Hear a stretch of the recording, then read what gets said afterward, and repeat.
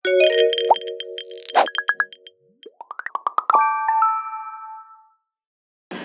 ัสดีค่ะมาอยู่กับวิศราค่ะชัญญาค่ะพวกเราเป็นนักแสดงจาก AI Girl Series จากเจนจนกว่าจะเจอค่ะวันนี้นะคะมาอยู่กับชัญญาก็จะมาทำ reaction final episode ของ AI Girl นะคะเดินทางมาถึง EP 7 แล้วรู้สึกใจหายนิดนึงเพราะว่าไม่พร้อมจริงๆไม่พร้อมเพราะว่ายังไม่อยากให้จบเลยรู้ว่ามันจะเกิดอะไรขึ้นด้วยประเด็นเอาเป็นว่าเดี๋ยวเรามาลอง recap EP 6 กันดีกว่าว่าเกิดอะไรขึ้นบ้างนะคะก็ก่อนอันนี้ก็มีซีนแบบเราย้ายไปอยู่ที่บ้านพักแล้ว ใช่บ้านพักตากอากาศของคุณไอรีนแล้วก็มีซีนแบบอ่างอาบน้ำที่เราได้พูดคุยกันเราดีทอล์กกัน ใช่ แล้วก็เรื่องความฝันเรื่องความกังวลใจบางอย่างของเจนกับไอหลังจากนั้นเราก็มีเวลาที่มีความสุขด้วยกันจนรู้สึกว่าเฮ้ยพี่สุขไปปะเนี่ยคือมีพิรุษนิดห เห น่ มื อ อน ย มันมีอะไรบางอย่างที่กำลังจะตามมาใช่ ความสุขช่างแสนสั้นสุดท้ายนะคะภูเขาและทีมนักวิจัยก็บุกมาที่บ้านพักนั้นจนสำเร็จนะคะเหตุเพราะเจนค่ะไอรีนบอกห้ามทำอะไรมันทำหมดห้ามโทรหาใครโทรหาแม่ห้ามติดต่อใครเรียกพี่พลอยมาหาที่บ้านเป็นไงล่ะเกมหมู่ไม่เป็นไรมันก็ต้องแบบคือในสถานการณ์นั้นเจนอาจจะแบบนี้นิดหน่อยก็ไม่เป็นไรแต่ก็นำไปสู่การปิดเครื่องของน้องไอนะคะแล้วก็เปิดไม่ได้ด้วยใช่เรามาไม่ทันแล้วก็เขาก็บอกว่าเป็นความผิดของพี่ไอรีนด้วยใช่คือเอาง่ายๆตอนนี้พี่ไอรีนน่าสงสารเพราะว่าภูเขาทิ้งบอม เจนก็เลยเข้าใจไปว่าพี่ไอรีนเป็นคนทำให้ไอเป็นแบบนี้เพราะฉะนั้นใน EP นี้ค่ะเราจะได้มารู้ความจริงแล้วว่าพี่ไอรีนมีบทบาทยังไงต่อการจากไปของน้องไอไม่ใช่อาจจะใช่ก็ได้นะใครจะไปรู้สวิตช์ออฟของน้องไอไปช่วงหนึ่งหรือระยะยาวไม่รู้เดี๋ยวดูใน EP นี้แล้วเรามาลองดูกันว่าเจนจะหายซึมหรือยังถ้าพร้อมแล้วไปดูกันเลยไม่มีกระจิกกระใจทำงานบ้านเลยไม่มีน้องแม่บ้านมาช่วยทำความสะอาดให้เจ้านายแล้วสินะอุ้ยเป็นอันนี้แต่ลูกนี้น่ารักเนาะใช่ซึมต้องซึมทำมามีกึ่งด้วยกันจัดของให้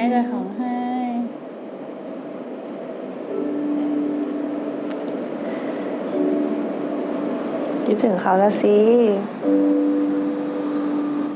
โอ้ยคนลุกซีใน EP 4นะความทรงจำมันเยอะอะเนาะก็ยังกลับมาทำงานแบบโสมเปลี่ยนทรงผมแล้ว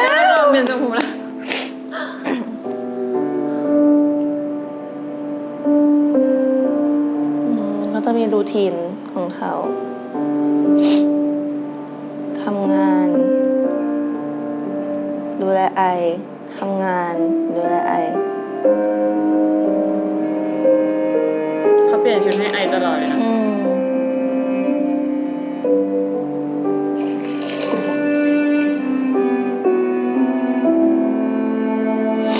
เหมือนดูแลคนป่วยเลยอุ้ยกุหลาบเหี่ยวหมดแล้วอ่ะ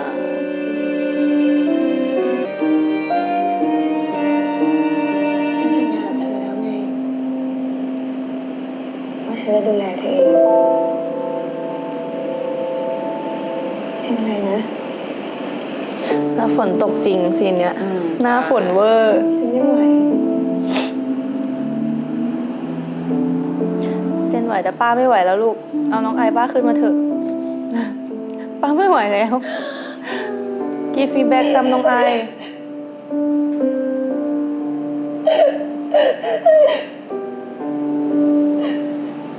ไหนว่ายังไหวไงเจน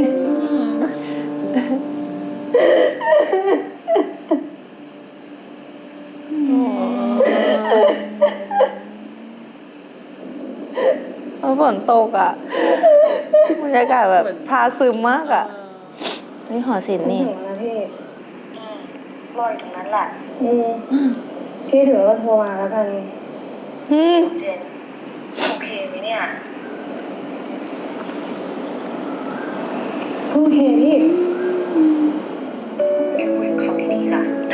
อ๋อคือเจนมาเจอคุณไอรีน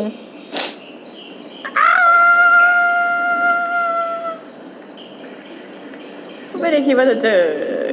ไม่ได้คิดว่าจะไปคุยไง มาเลย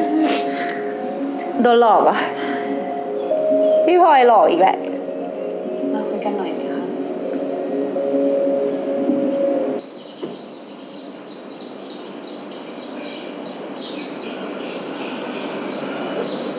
โกรธฉันเหรอ คุณทำไม ฉันคิดว่าคุณจะใจเย็นลงแล้วแต่ดูแล้วว่าจะไม่ใช่ ฉันถามว่าคุณทำไมคุณฆ่าอะไรทำไมคุณทำไปเพื่ออะไรวะคุณกล้าทำอะไรเขาที่คุณสร้างมากับมือเหรอทั้งที่เขาเรียกคุณว่าแม่ด้วยซ้ำอ่ะคุณกล้าฆ่าลูกตัวเองเหรอ โอ้ย ฮะตอบดิ เจนไม่เคยใจเย็นกับไอรีนเลยอ่ะ เฮ้ย จะต่อยแล้วเนี่ย การที่ต้องเห็นคนที่ตัวเองรักตายไปต่อหน้าคือทางออกที่ดีที่สุดเหรอที่คุณเคยรักใครจริงๆบ้างปะ อุ้ย คุณจะพูดจะหมาๆแบบนี้ อุ้ยโอ้ my god คุณไงครับคุณ ไอรีนพูดออกไป ไอเป็นหุ่นยนต์ ไม่ต้องไอแล้ว ฉันรักคุณทุกวัยฉันรักคุณค่ะ จูบเข่งจูบ ร้อยฉันช่วยหุ่นยนต์ตัวนี้ยังไง พวกคุณก็ต้องแยกจากกันอยู่ดี ฉันรักใคร เห็นไหมพูดช้า ไม่ให้โอกาสพี่เอรินเลย ต่อให้เขาจะเป็นอะไรฉันไม่สนใจเว้ย เออ เพราะฉันรักเขา อันนี้คือพี่เอรินนะคะ ซึมครับ แต่ผมเป็นน้องไอนะครับ ผมเนี่ย เฮ้ย อุ้ยซึมจริงนะน่ะ แคนฉันไม่ดี ซึมครับ เฮ้ย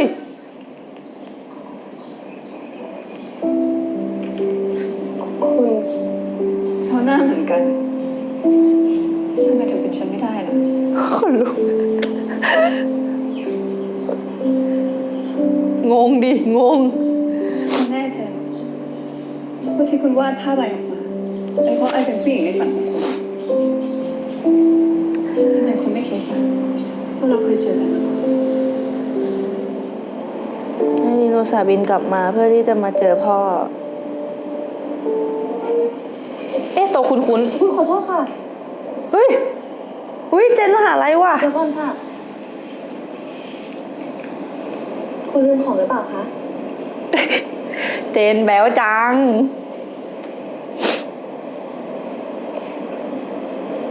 เอ้ย มีอะไรหรือเปล่าคะ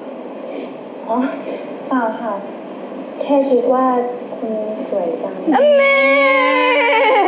ไม่ธรรมดาแล้วมหาลัยนะคะคนนี้ ไอ้นี่มันเสือ ตั้งแต่มหาลัยด้วยซ้ำอ้าวร้าน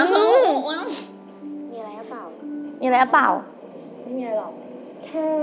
คิดว่าคนที่เจอเมื่อกี้เขาสวยจังเพิ่งหายเห็นแค่วันเดียวเนี่ย อะไร อันแน่ยังไงอะไรไม่มีอะไรโพสเตอร์ไม่เหรอ คาเฟ่ที่เราเจอกัน ก็คือคาเฟ่ ใช่ไหม ที่เรานัดไปเจอกันตอนเคลียร์ใช่ คุณไอรีเขาจำเราได้มาตลอดสินะ แต่พี่เจน จำอะไรไม่ได้เลย คิดว่าจะทำไงกับเช็คก้อนนั้นดี เราจะแน่ใจว่าไม่มีหน้าแบบนี้บนโลกใบนี้อีก แต่ครั้งนี้มีไง ฉันคิดว่าฉันแค่ชอบงานของคุณ แต่ แต่อะไร จนกระทั่งเห็นงานล่าสุด คุณเป็น FC ผมเหรอ ไอรีน วาดภาพคุณ เยอะ อุ้ยคนรู้ว่ามันเป็นเดสตินีอยู่นะ ใช่ปะ มันไม่กี่ครั้งในชีวิตที่ฉันรู้สึกดีใจที่วันนั้นฉันกลับมาที่ไทย เนี่ยทีมไอรีนแล้วตอนเนี้ย คือมันส่งมากอะ คือเอาจริงๆว่าทุกคนมันเป็นเดสตินีนะเว้ยที่แบบเราวาดเขามาตลอด10 ปีที่ผ่านมาแล้วเราส่งงานไปแล้วมันเป็นแบบคนจ้างคือเขาคนนั้นน่ะ บ้าหรือเปล่า เฮ้ยคุณทีมไอรีนหนักมากอยู่นะ ใช่แต่ว่ามันผิดพลาดตรงวิธีการเข้าหาของคุณไอรีนนี่แหละ ก็ใช่ คือมันทำให้รู้สึกว่าที่ผ่านมาคือจริงไหมแบบเรื่องของเราอะความรู้สึกมันจริงไหม เอ้ย นุ้ยเห็นผ่านจอแหมเขินละดี จริงๆ อันเนี้ย พี่ไอรีนก็เป็นสาววายนะ นี่เธอแอบชอบฉันมาตลอด10 ปีเลยเหรอเนี่ยอุ้ยสวยจัง ฉันไม่ได้หรอ ให้ฉันรักคุณแทนเขาได้ไหม เจนคงสับสนมากตอนเนี้ยแบบงงอ่ะ ต้องรู้สึกยังไงวะ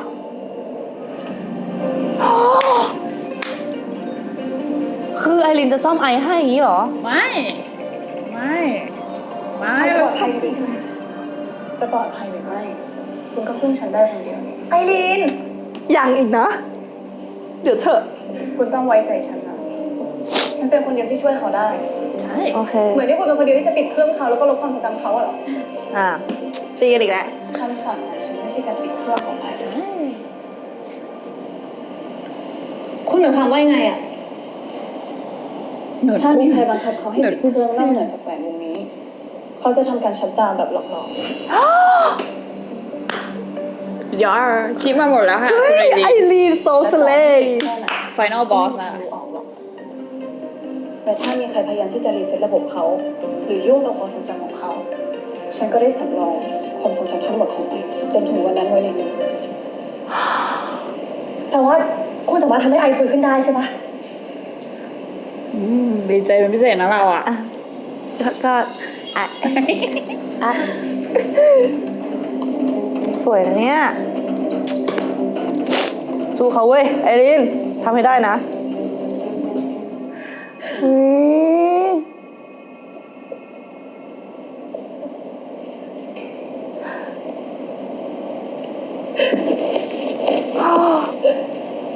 คุณเหมือนหุ่นมากอะ คือไหนล่ะ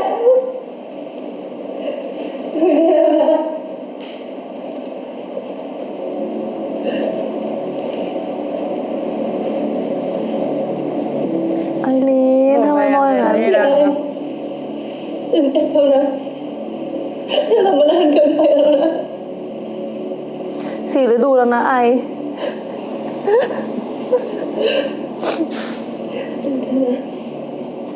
เฮ้ย เฮ้ย มือกระตุก คุณคะ เฮ้ย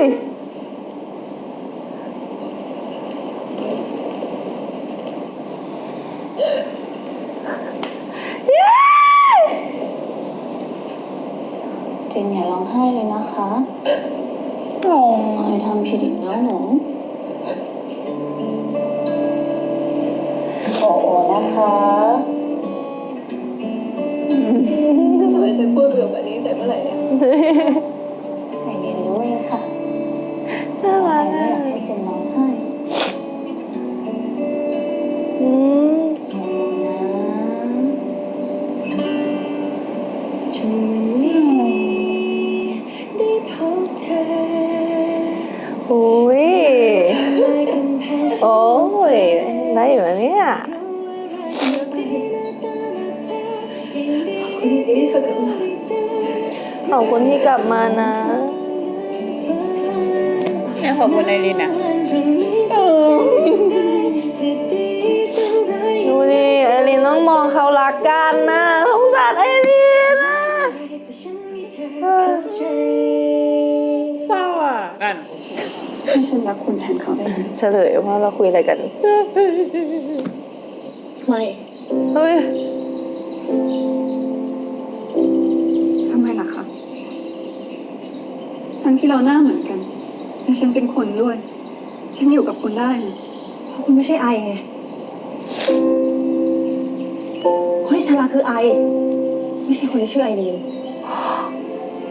ต่อให้พวกคุณเป็นแฝดไข่ใบเดียวกัน คนที่ฉันรักก็คือไอ ไม่ใช่คุณ พูดแรงมาก ถ้าฉันเป็นพี่ไอรินนะฉันหนีแล้ว คือจริงๆ หัวโมง ปฏิเสธเฉยๆก็ได้แต่ว่าไม่ ดีแล้วแหละ จริง แล้วเขายังอุตส่าห์มาช่วยหล่อนนะ ไอเจนเอ้ย พูดดีๆกับสาวสวยหน่อยไม่ได้หรือไง งง ในเมื่อพี่เจนไม่ใช่ทีมไอรีนแล้ว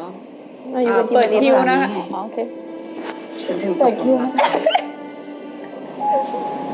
จริงๆแล้วไอได้ยินทุกอย่างได้ยินอะไรอ่ะ ตั้งใจดูไปวะน้ำตาไหลเขารู้แต่ตอนนั้นเลยเหรอ ยา โอ้ไอพูดว่าไอ เหมือนแค่มีอะไรบางอย่างถูกส่งเข้ามาในสมอง ใช่ และโปรแกรมบางอย่างก็ถูกลบหายไป ซึ่งก็ ก็เป็นการติดตามตัวนี่แหละค่ะ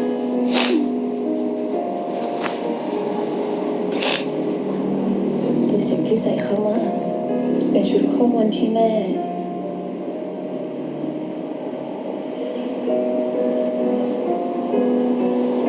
ที่คุณไอรินส่งมาให้ค่ะแล้วมันก็เพิ่งจะเริ่มทำงานหลังจากที่ถูกพ่อปิดเครื่อง อ๋อคือเหมือนเป็นแบบให้จำได้ใช่ไหม เป็นระบบแบบซ้อนอีกทีนึง สับขาหลอก อ่า แถวยังไม่ตื่นสินะ นี่วะ นี่ใช่ ไอไม่ได้พัง อุ้ย นี่ไออะคนที่เรารัก อุ้ยอันนี้เราก็เห็นทุกอย่างแบบเรือนราง หมดจำสิ่งค่ะ ฟีลเหมือนเป็นเจ้าหญิงนิทราแต่ยังได้ยินทุกอย่าง รับรู้ทุกอย่าง ใครอยากจะหลับไปฉันถึงเธอจะแต่ไอได้ยินทุกอย่างไม่ไหว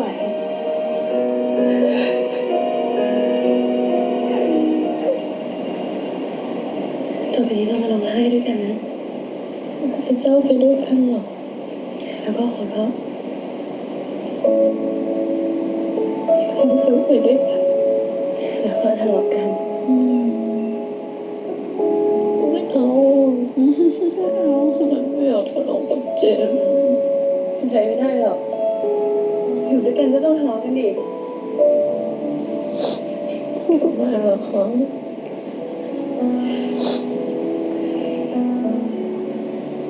เพราะต่อไปนี้เราจะร้องไห้ด้วยกัน มีความสุขด้วยกันทะเลาะกัน แล้วก็ดีกันใช้ชีวิตด้วยกันแบบเนี้ยดีไหม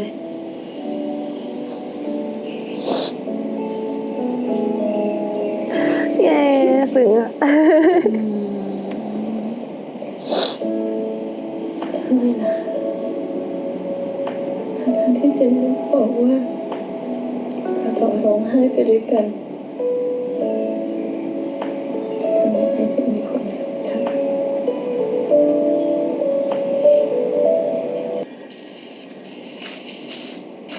โ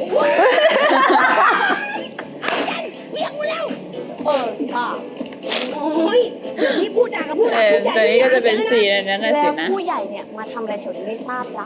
ฉันรดต้นไม้อยู่ในบ้านของฉันดีๆยืนน้ำรับน้ำทำไมเราจ้าหมดเวลาเสือกแล้วค่ะ มาแยกย้ายกลับบ้าน วันนี้มาเสือกอะไรกันเหรอคะ ทำไมพูดเสือกแล้วพี่ปวดใจแกสอนอะไรน้องเนี่ย เจนไม่ได้สอนหรอกค่ะ แต่อยู่ด้วยกันนานๆมันก็ซึมซับไปเองค่ะ เป็นแฟนกันเหมือนกัน ก็ไม่แปลกนี่ อุ้ ค่ะ ยพูดอะไรออกมาว่าเนาะอ้าวเฮ้ย ปิดประตูปุ๊บ ปิดประตูยังไม่ทันสนิทเลยเจนอ้าว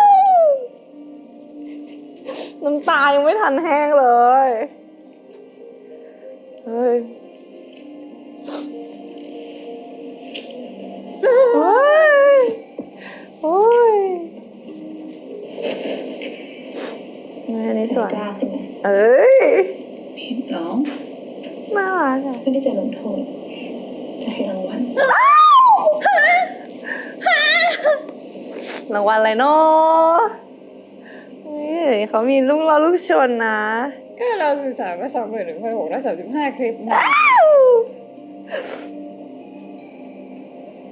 เอ้ยเลิกคิวเพิ่มดาเมจ เอาให้มากกว่านี้นะคะ เฮ้ยพูดอะไรออกมาพูดอะไรออกมา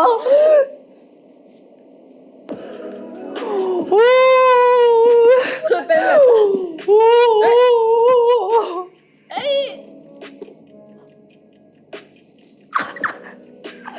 ไอเจนมันชอบลูกไม้ คุณพี่จ๋าเอาพี่จ๋าไปจับผู้ชาย วู้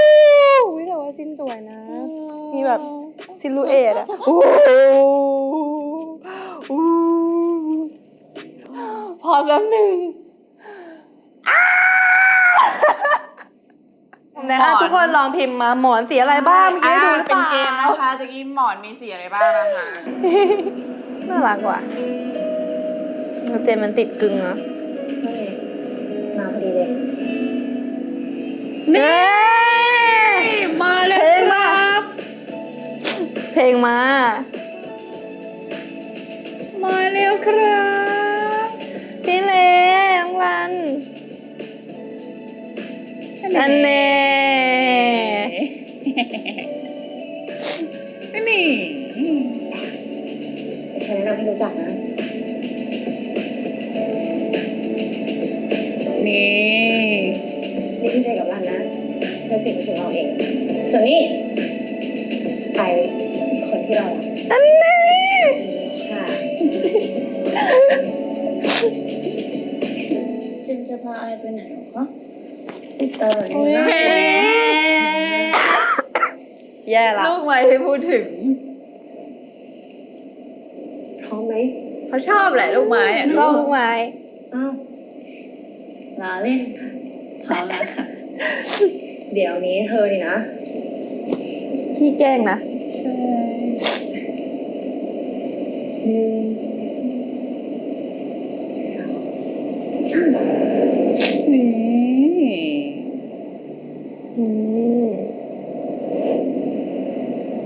ว้าวว้าวว้าว สวยมากชอบภาพนี้มากตอนเห็นมันจริงอ่ะ เนาะ ในที่สุดงานของฉันจะได้มาแสดงที่หอศิลป์แล้วนะ มันล้อกับเฟรมที่เรามาด้วยกันครั้งแรกเนาะชุดเขียวกับชุดฟ้า ไม่ชอบหรอผู้หญิงคนนี้เนี่ยเป็นแรงบันดาลใจของฉันเลยนะ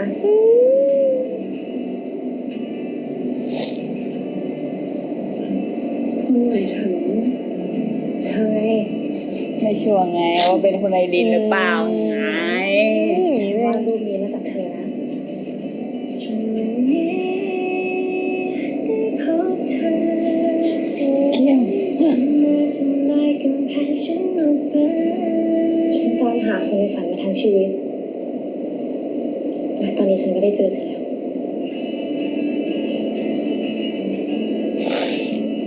อุ้ยสวยอ่ะ อุ้ย ยังเหรอ ซึ้งอ่ะ เจนคะ ตอนนี้คุณพึงพอใจไหมคะ คิดว่าไงล่ะ จากระดับชีพจรและปฏิกิริยาภายนอกต้องบอกว่าคุณไม่ได้พูดโกหกค่ะนี่เธอไม่ได้สแกนฉันเหรอเนี่ยฮะล้อเล่นค่ะ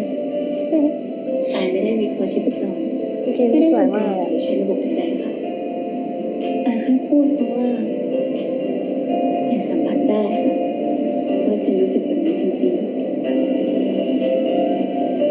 รวมทั้งเรื่องที่เจนรักไอที่สุดด้วย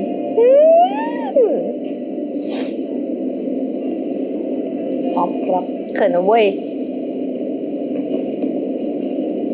ฉันก็จะไม่ขึ้นใจเลยนะ ว่าฉันรักเธอที่สุด ไม่รู้ว่ารักดีๆหน้าตาแบบเธอยินดีที่เราได้เจอรักของเธอเหมือนฝันมาวันพรุ่งนี้จะเป็นอย่างไรจะดีจะร้ายยังไงกัน ขึ้นเอ็นเครดิตตรงนี้ เดี๋ยวนี้ เพราะฉันไม่ทำเข้าใจ จบบริบูรณ์ จบเลยไหม ขอบคุณนะที่ดูแลฉันมา45 ปี พูดแบบนี้แล้วนะ ใครว่าล่ะคะเราดูแลกันและกันมา45 ปีต่างหาก อันนี้ก็ต้องเห็นถึงแบบในทุก ใช่จะวัยที่ค่อยๆเปลี่ยนไป ๆฉันว่าไอเป็นคนที่เจ็บที่สุดอะ ที่อยู่ด้วยกันมาตลอดเจอ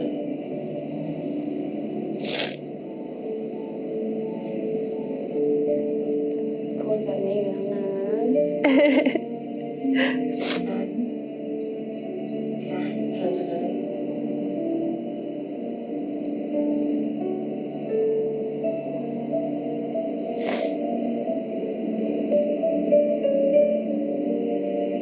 ให้รู้ค่ะมันทำให้สัมผัสได้มาตลอดเลย วันนี้ฉันเหนื่อยจังขอพักหน่อยนะ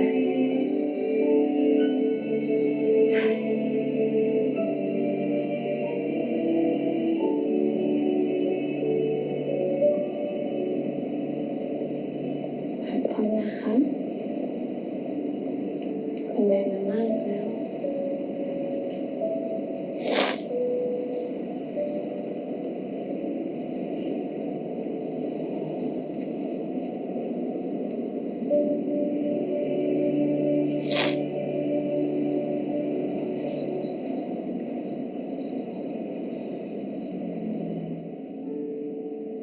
ให้รักคุณนะ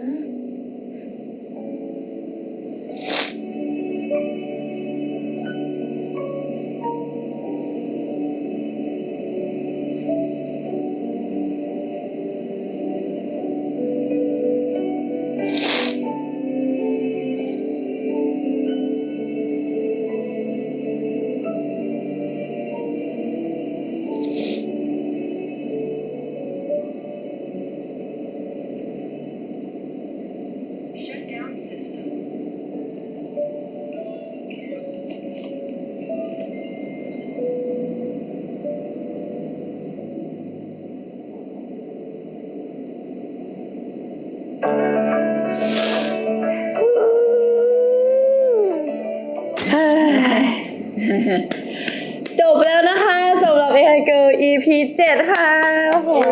บอกเลยว่าเป็นตอนสุดท้ายที่แบบว่าคลี่คลายเรื่องราวและปมทุกอย่างนะคะ แล้วก็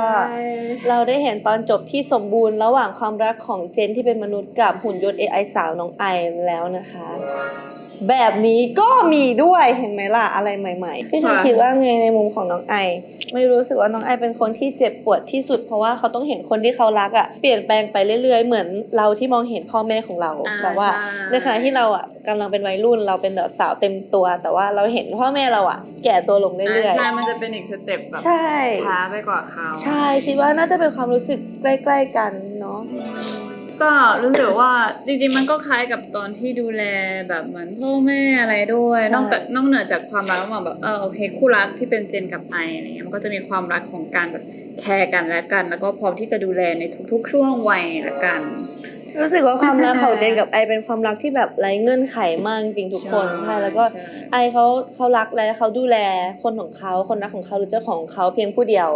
จนถึงวันสุดท้าย ไม่ว่า ไม่ว่าเวลาจะเปลี่ยนไป ยังง แค่ไหนใช่แบบว่าในตอนสุดท้ายไอก็เลือกตัดสินใจที่จะแบบปิดระบบชัตดาวน์ตัวเอง เพื่อให้เราแบบว่าจากไปพร้อมกัน ใช่ซึ่งเราก็มองว่ามันก็เป็นเรื่องที่แบบก็ยากนะในวันที่คู่ของเราบางทีแบบ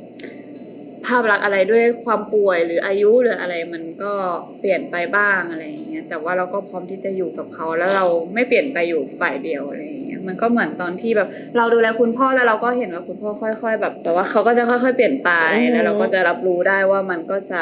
ค่อยๆถึงเวลาของเขาแล้ว แต่ก็มีแบบความอบอุ่นความโรแมนติกบ้างมา ใช่ แล้วก็อยากขอบคุณพี่สาวไอรีนนะคะ ที่สุดท้ายแล้วต่อให้เจนไม่ได้เลือกเขาแต่ว่าเขาก็ยังยินดีที่จะช่วยเจนด้วยใจอันแบบยินดี ไอรินก็รักเจนในรูปแบบหนึ่งที่แบบมีค อยาก วาม เห็นเขามีความสุข ใช่มีความยอมรับในความเป็นจริงด้วยแบบและในความเป็นเจนสูงมากๆว่าแบบ คือผมทีมไอรีนผมว่าสงสารเขาไม่ใช่คือเจนอะกับไอยังไงต้องคู่กันอยู่แล้ว แต่ว่าสงสารไอรีนมาพูดถึงซีนที่ชอบที่สุดในเอพิโซดที่ 7 ดีกว่าค่ะ ที่สุดคิดว่าน่าจะเป็นซีนที่เจนเซอร์ไพรส์ไอนะคะคาดท่านี้ผ้าปิดตาเพื่อไปดูผลงานที่เราวาดรูปเขาได้จัดแสดงในหอศิลป์แล้ว นั่นคือสิ่งที่เป็นความฝันอันสูงสุดของเจนในฐานะศิลปินนักวาดคนหนึ่งใช่ไหมคะ ใช่ และในตอนสุดท้ายเป็นเขาที่ทำให้เราแบบมีแรงบันดาลใจในการทำความฝันนี้ให้เป็นจริง ก็หนึ่งในซีนที่ชอบมากๆก็คือซีนนี้เพราะว่าก็อย่างที่มาโยบอกมันแบบมันคือความฝันของเจนที่แบบเหมือนน้องไอก็ได้มีส่วนในการแบบเหมือนช่วยดันหลังนิดหน่อยให้แบบเขาประสบความสำเร็จแล้วแบบเหมือน เป็นคนที่อยู่ข้างๆ ใช่เหมือนจริงๆพี่ชันก็เป็นคนที่ชอบให้แบบ